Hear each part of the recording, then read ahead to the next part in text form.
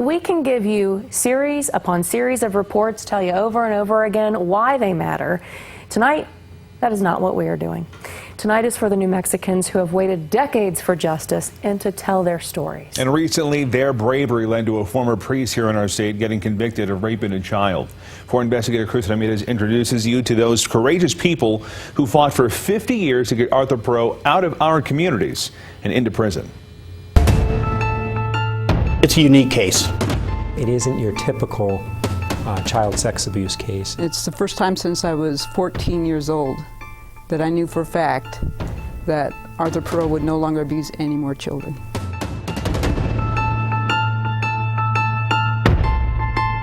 It didn't really matter which church Arthur Perrault pastored. Wherever he was, he left behind a trail of victims, children whom he raped and molested, all while cloaked under the authority of a church which covered his tracks.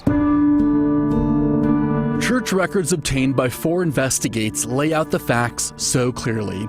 They reveal everything but why this could be allowed to happen. Perrault's arrival in the mid-60s came after he was found to have had incidents of homosexual approaches to young men in Hartford, Connecticut. Like so many accused priests, Perrault was sent to the Servants of the Paraclete retreat in Hemis Springs, New Mexico.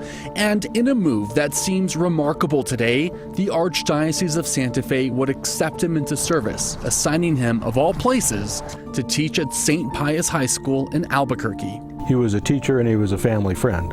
He was often at my family home for weekend morning breakfast. Charles STARZYNSKI was a student at St. Pius in 1969. It was after breakfast one morning that Charles says Perrault first slipped into his bedroom and molested him. I think that I had a relatively normal teenage life until you know, the things started happening that were happening. But I excelled in school. I was in the gifted program until the abuse started to happen. A few short years later, Perrault would target then 14-year-old Elaine Montoya, Perrault's only known female victim. I became severely depressed and ended up in a psychiatric hospital because I wanted to kill myself. And after that, another child, an altar boy named Mark NOWAK. Well, we were altar boys, and then he became a family friend. And I don't remember how it started. He came over to dinner. You don't say no to a priest. And so I didn't. For decades, the pattern in the records we studied was unmistakable. Then, in the 90s, Perrault became an Air Force chaplain with access to Kirtland Air Force Base, and an altar boy who served Perrault during daily mass at St. Bernadette's would be his next victim. Kenneth Walter would tell the court this year that after helping Perrault with funeral services at the base and Santa Fe National Cemetery, Perrault would rape him. In all, Kenneth believes he was assaulted more than 100 times. In total, 38 people have come forward to claim that Arthur Perrault sexually abused them. So many victims without consequences, until one important detail in Kenneth Walter's case would seal Arthur Perrault's fate. Ken had a lawsuit against the Archdiocese of Santa Fe. At the end of that lawsuit, sat down and talked to us and said, you know, Art Perrault's still out there, and this is the villain in this story, and I don't want to let him get away scot-free. Levi Monagle and Brad Hall represented Kenneth in suing both the Archdiocese and Arthur Perrault individually in 2016. But justice is elusive when the accused is nowhere to be found. You see, by late 1992, victims Elaine Montoya and Mark NOWAK had found the courage to publicly accuse Perrault. With the release of this deposition, the church and the attorneys feel that it's over. Reporters like KOB's Conroy Chino aired stories about it, and Perrault simply vanished. He was said to have gone to Canada or Africa or the Caribbean, and people just let that sit. 20-some years went by, and then what happened? The internet came about. And so through our knocking on the door at Kirtland Air Force Base saying, you know, a pedophile priest was a chaplain here.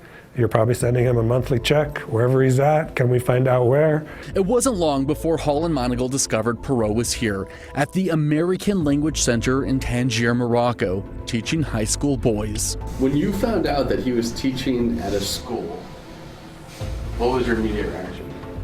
Well, I wasn't surprised. That's what pedophiles do, is they find employment where they could be around kids. This was a turning point. Finally, Holland Monagle knew where Perrault was. And here was the critical detail. They knew he had committed crimes on federal property.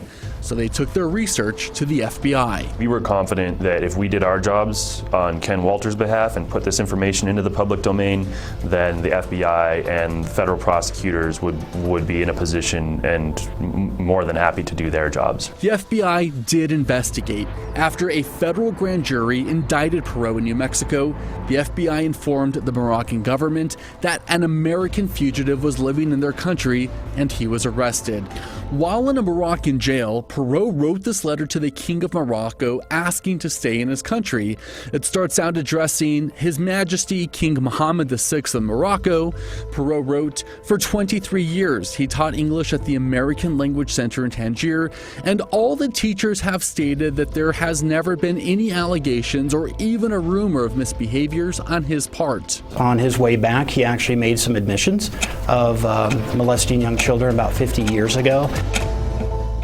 Assistant U.S. Attorney Sean Sullivan was assigned to prosecute this 28-year-old case, meaning he had to convince a jury with no physical evidence, with no scientific evidence, that Arthur Perrault was guilty.